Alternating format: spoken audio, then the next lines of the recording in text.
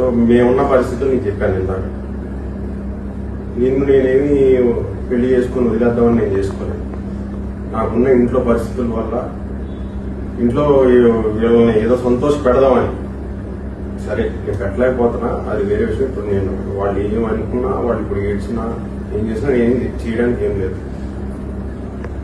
ఇప్పుడైతే. అప్పుడు ఉన్న పరిస్థితుల్లో అందరి మాటలు విని అందరి అంటే ఆ వాతావరణానికి నేను ఆ ప్రెషర్ ఫీల్ అయ్యి నేను ఈ పెళ్లికి ఒప్పుకున్నా. ఒప్పుకొని నేను మంచిగా ఉందామని చేసుకున్న తర్వాత మంచిగా ఉంటుందేమో, మెంటల్ గా ఫిజికల్ గా అన్ని బాగుంటాయేమో అనుకున్నా. ఫిజికల్ గా నా వల్ల అంటే మనం అందరికీ చెప్తున్నాయి కదా, నువ్వు ఇదే కదా కొడుతుంది. ఫిజికల్ గా కూడా ఏం చేయలేకపోయా కాబట్టి ఇంకా పరిస్థితి ఇంకేం. జాగ్రత్తగా మరి ఏది జరిగినా జోగి రమేష్ గారి కోడల్ని మేఘనాథ్ తల్లిదండ్రులు మీరు అందరు కృష్ణ అందరిని విజయలక్ష్మి గారు వాళ్ళ ఇంటి దగ్గర తోలిపోదానికి వచ్చిన తోలిపోతుంది. అది కూడా ఎప్పుడు దాకా నువ్వు ఎప్పుడు మంచి జాగ్రత్త చూసుకో. బయట మళ్ళీ మీరు వచ్చే సమస్య పరిష్కారం అయ్యేంత వరకు దాన్ని చిన్న గీత పడ్డా వాళ్ళదే బాధ్యత. ఎప్పటి వరకు అంటే అనేది నేను చెప్తా. ఎప్పటి వరకు నేను వచ్చింది ఎందుకు అందరి ముందు తెలిసేటట్టు పెళ్లి చేసి 20 రోజులలో పంపించేసాడు కదా.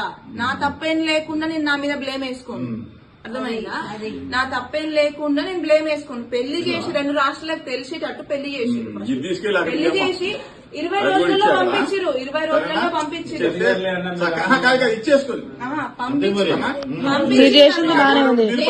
నేను వచ్చిన తప్పు గురించి కాదు, దేని గురించి వచ్చినా అంటే ఎంతమంది ముందైతే పెళ్లి చేసిరో అంతమంది ముందుగా తెలిసేటట్టు ఆ అమ్మాయి తప్పేం లేదు, మా తప్పు వల్లనే మేము వద్దనుకుంటున్నాం అని చేసిన రోజు నాకు న్యాయం జరిగినట్టు నా విషయంలో.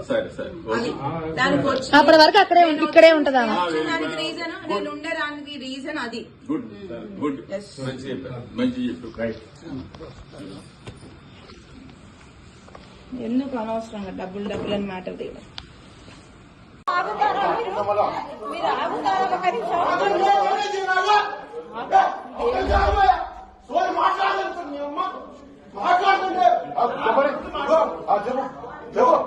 నీవే జరిగిన అన్యాయమే మేఘనా. కానీ నీకు దెబ్బ తగిలింది.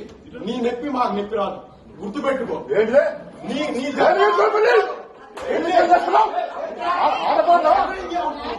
అనుకుంటున్నా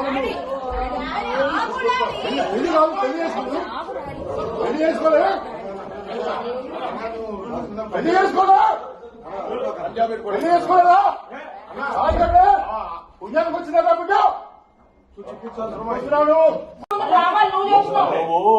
నేను మా అమ్మ నాన్న మా కుటుంబం కోసం చేస్తున్నా, నీ కోసం కాదు.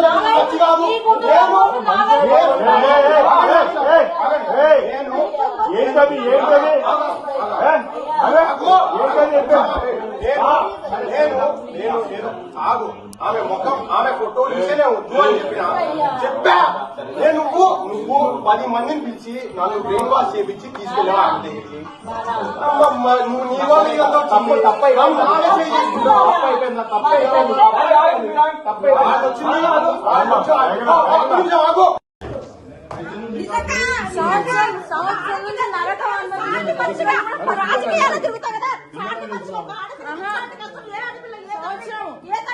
సంవత్సరం నుంచి కష్టపడుతున్నా.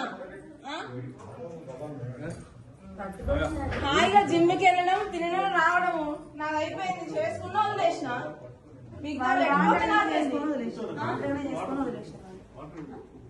అదే జీవితం అనుకున్నప్పుడు నన్ను ఎందుకు చేసుకోవాలి? హాయిగా నా లైఫ్ లో నేను హాయిగా ఉన్నా. డాడీ షాప్ కి వెళ్తున్నా, హాయిగా ఉన్నా. నాది హ్యాపీ లైఫ్. ఎవరడిగిన డబ్బులు నీ పబ్లిసిటీ కోసం, పబ్లిసిటీ అందరు చూపించడం కోసం, పెళ్లి చేసి చూపించడం కోసం ఫిజికల్ కనిపిట్ అని వాడికి తెలిసి వాళ్ళ రాజకీయం కోసం చేసి రాజకీయం కోసం తెలవడం కోసం చేసింది. వదిలిపెడతామన్న ఉద్దేశంతోనే చేస్తుంది. తెలిసి విజయ్ లేదు, వీళ్ళు చంపుతారో ఏం చేస్తారో ఏదైనా కానీ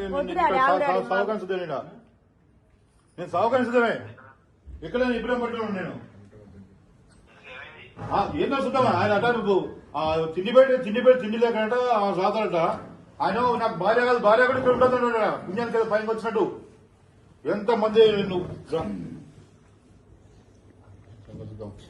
నూటికి ఎంత వస్తే అంట డబ్బుల కోసం వచ్చిరా మీరు డబ్బుల కోసం రామాలా నేను తెలుసుకున్నా కానీ ఇక్కడికి పోతాను రాని అన్న అందరం ఉందాం ఉన్న ఎన్నో ఉందాం డబ్బుల కోసం అంట ఎన్ని అన్నా భరించినా ఏం చేసినా లాస్ట్ కి ఇక్కడ నుంచి ఆషాఢం నుంచి వెళ్తుందా అని చెప్తే కాలు ఇక్కడ పెట్టుకొని ఇట్లా ఎన్ని చేసినా భరించినా అన్ని నా మనసులో ఉన్నాయి ఇంకా ఎందుకు భరిస్తా నేను వాడికి ఇట్లాంటి ఎన్ని పాపాలు తగిలే ఆ రోగం వచ్చింది ఇంకేం వస్తుంది మూసుకో ఆ పాప స్వామిని కాదు నేను అన్న ఇక్కడ కాదు ఎన్నోసార్లు పాపం ఆయన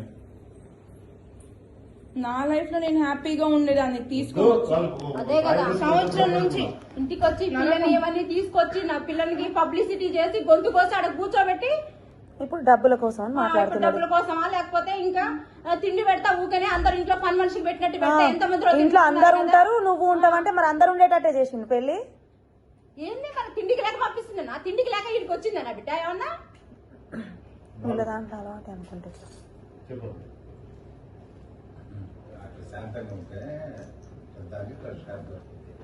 నేను ప్రతిసారి ఇదే బిహేవియర్ సర్దుకుంది నేను ప్రతిసారి ఇదే బిహేవియర్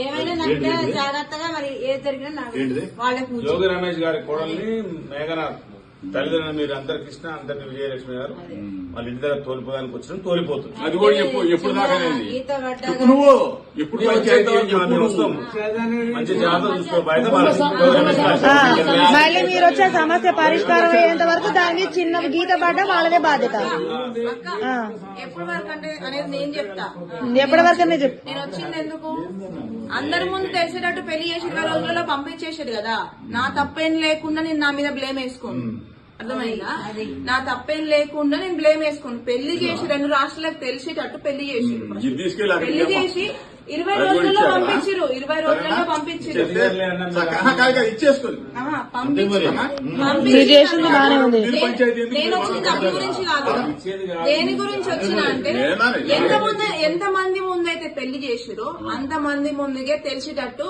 ఆ అమ్మాయి తప్పేం లేదు మా తప్పు వల్లనే మేము వద్దనుకుంటున్నాం అని చేసిన రోజు నాకు న్యాయం జరిగినట్టు నా విషయంలో అది దానికి వచ్చి అప్పటి వరకు ఇక్కడే ఉంటదా దానికి రీజన్ నేను ఉండేదానికి రీజన్ అది గుడ్ గుడ్ మంచి చెప్పారు మంచి చెప్పారు